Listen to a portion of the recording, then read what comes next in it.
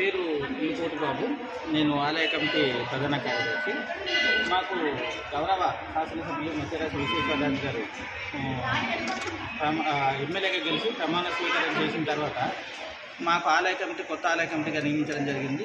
మేము 4 నెలల నుంచి మా ఆలయ కమిటీ వచ్చిన దగ్గర నుంచి నిత్యాన్నదానం అంటే వారానికి 3 రోజులు, శుక్రవారం, ఆదివారం, మంగళవారం 3 రోజులు అమ్మవారి సన్నిధిలో ఈ అన్నదాన కార్యక్రమం జరుగుతుంది.